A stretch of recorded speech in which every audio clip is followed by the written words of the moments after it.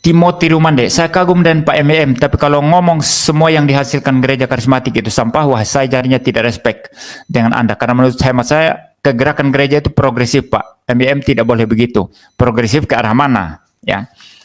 Karismatik itu progresifnya apa? Progresif joget-joget, telanjang-telanjang di lantai begitu ya. Begitu. Nah, sebentar ya, saya tampilkan ya, supaya Anda sadar ya. Saya mau tantang Anda untuk menunjukkan kepada saya dasar Alkitabnya di mana ini. Nah, sebentar ya, saya cari ya.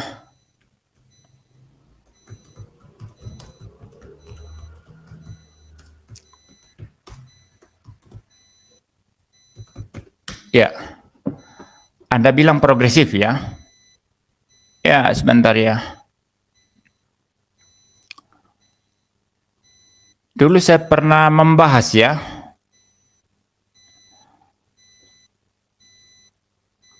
Sebentar.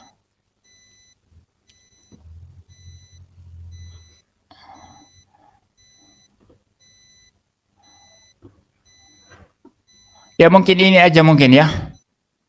Karena saya tidak menemukan yang, sebetulnya ada yang sampai seperti orang gila itu, telanjang-telanjang itu. Jadi Anda kira itu progresif ya, sebentar. Ini iklannya ini lama ini, sebentar ya. Kita, ya ini saya tampilkan ini. Ya. Ya, coba Anda lihat kayak gini.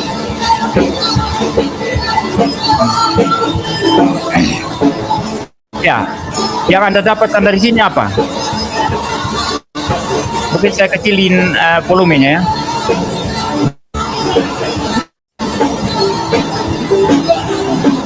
Ya, saya mau tanya Anda, yang Anda dapatkan dari situ apa? Itu kegilaan, saudara. Itu kegilaan itu.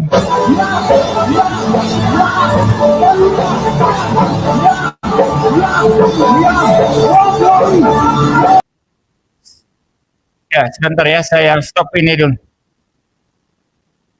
Sebetulnya ada yang lebih gila, saudara ya. Saya tidak bisa cari di sini karena tidak mempersiapkan tadi ya. Tapi ada yang lebih gila sebetulnya, di mana ibu-ibu itu jatuh ke lantai lalu roknya tersingkap itu.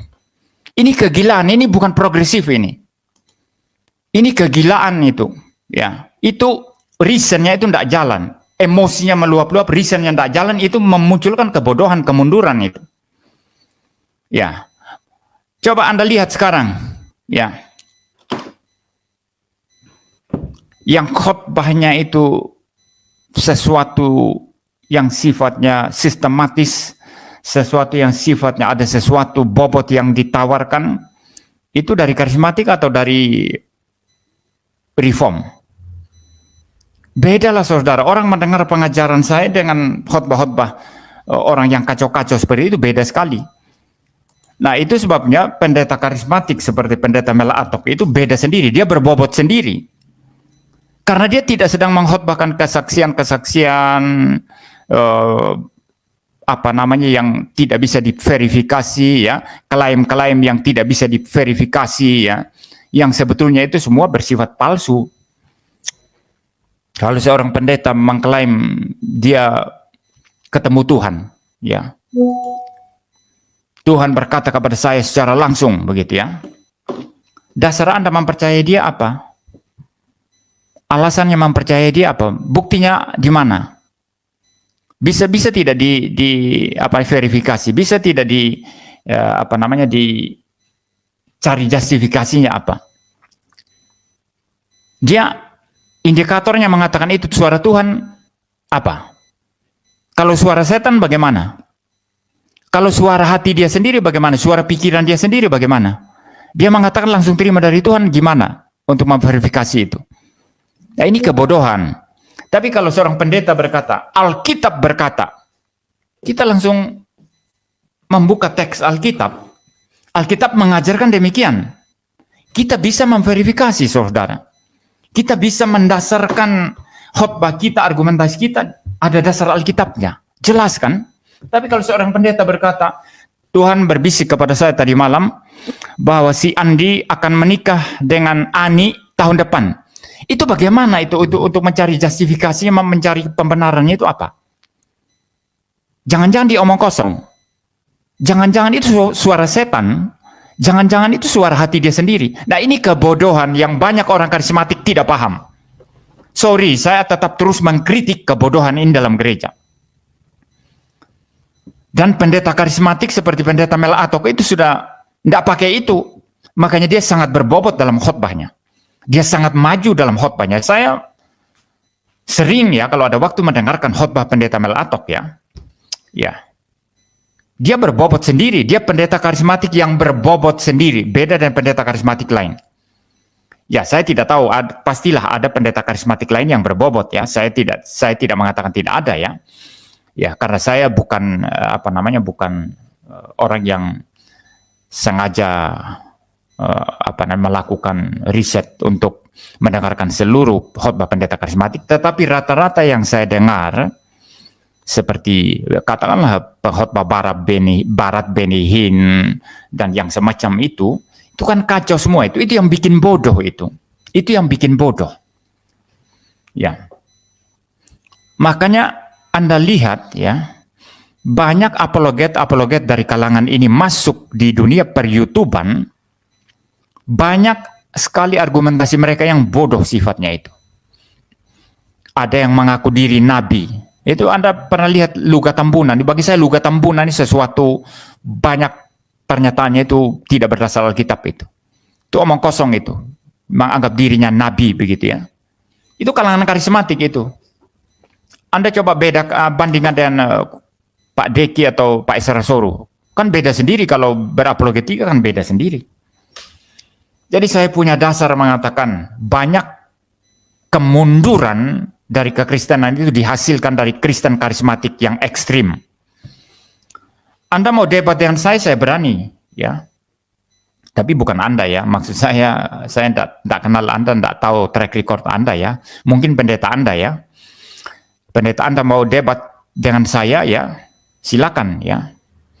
Nah, ada karismatik Pentakosta tertentu yang memang sungguh-sungguh belajar dan mereka dihargai di dunia internasional bahkan ya.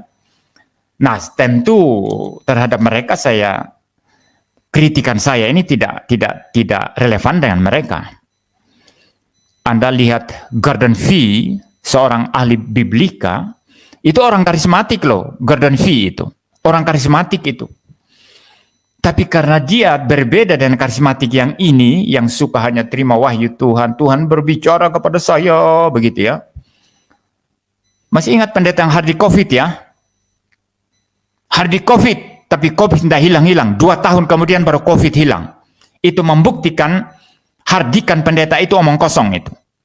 Nah, ini yang saya bilang kebodohan. Ini yang saya bilang kebodohan. Ini yang saya terus kritik.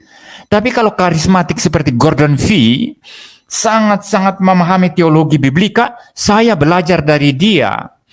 Saya belajar dari dia.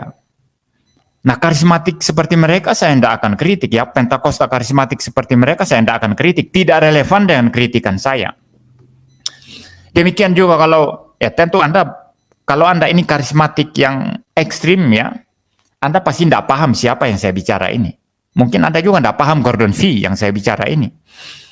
Ada sekarang seorang Asia, kalau saya tidak salah seorang Chinese Malaysia ya, Chinese Malaysia, yang sangat dihargai di dunia akademik internasional dan sangat dihargai sebagai ahli teologi dari kalangan Pentakosta.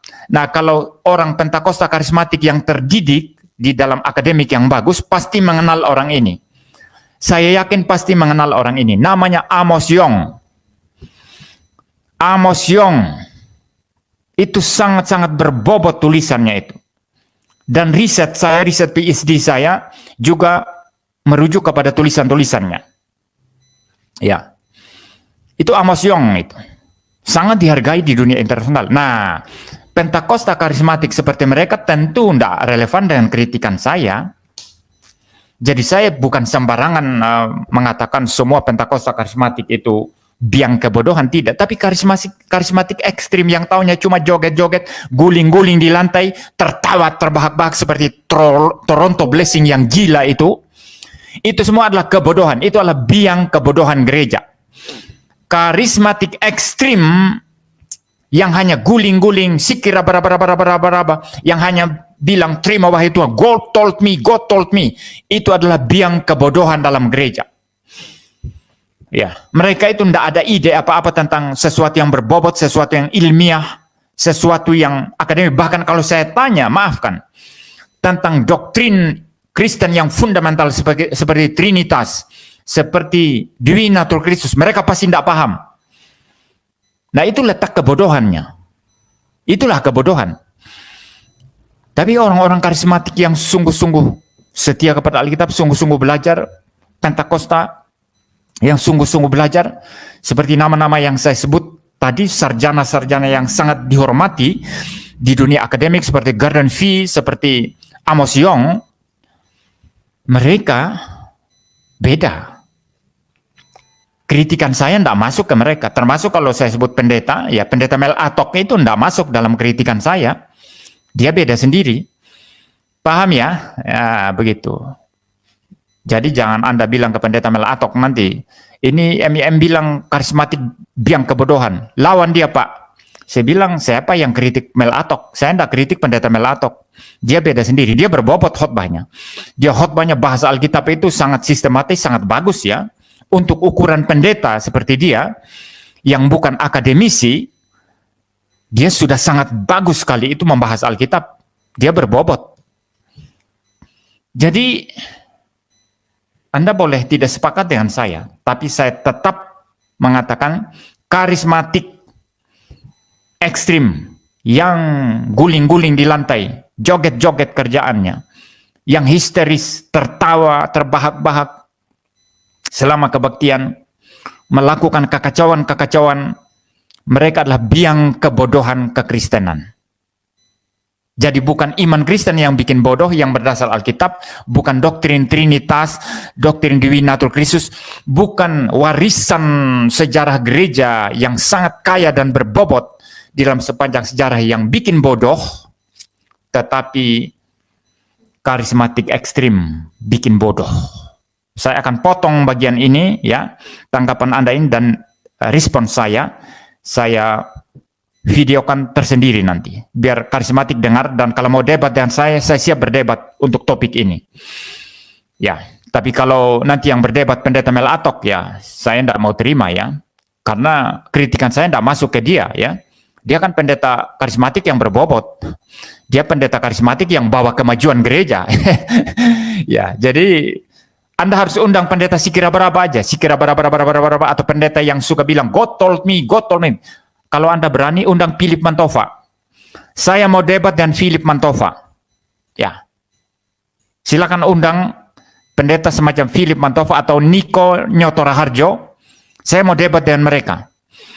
Tapi kalau Mel Atok saya tidak mau ya. Ya, saya malah mendukung dan mendoakan pelayanan pendeta Mel Atok. Ya, ya baik ya. Saya pikir sangat clear, sangat jelas ya. Jadi silakan Anda tidak sepakat dengan saya, tidak apa-apa. Ya. Saya hanya menyampaikan kebenaran. Dan saudara tahu, banyak YouTuber Islam itu yang suka serang kekristenan itu, mengutip-ngutip, memotong-motong kebaktian karismatik yang kacau-kacau itu, lalu mereka tertawakan. Ini orang karismatik tidak sadar loh. Banyak loh saudara, cuman saya tidak persiapkan tadi ya, saya nggak bisa tampilkan ya. Di mana karismatik joget-joget dengan tidak senonoh ya. Lalu kemudian orang Islam potong itu, lalu ditampilkan di YouTube. Beginilah kalau para pendeta dan jemaat joget-joget di gereja begitu. Ya, maaf saja itu bau-baunya cabul juga itu saudara. Ya, itu bau-baunya cabul. Apakah Alkitab mendorong orang untuk berbuat cabul? Bukankah Alkitab mengutuk percabulan? Anda joget-joget dengan cara cabul seperti itu bukan sesuatu pekerjaan Roh Kudus, itu pekerjaan setan itu. Pekerjaan setan itu saudara ya. Jadi saya tidak pernah menurunkan tensi saya ketika saya bicara perihal topik ini. Kebodohan dalam karismatik. Khususnya karismatik ekstrim yang joget-joget telanjang-telanjang, jungkir balik di lantai, mengeong-ngeong seperti kucing, ya, tertawa-tawa seperti Toronto Blessing, saya tidak akan mengendorkan urat saraf saya tidak akan pernah mengendorkan tensi saya, dan saya tetap fight sampai saya mati. Itu salah. Itu bikin kekristenan jadi bodoh.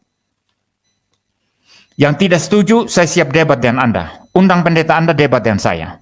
Thank you for the happiest year of my life.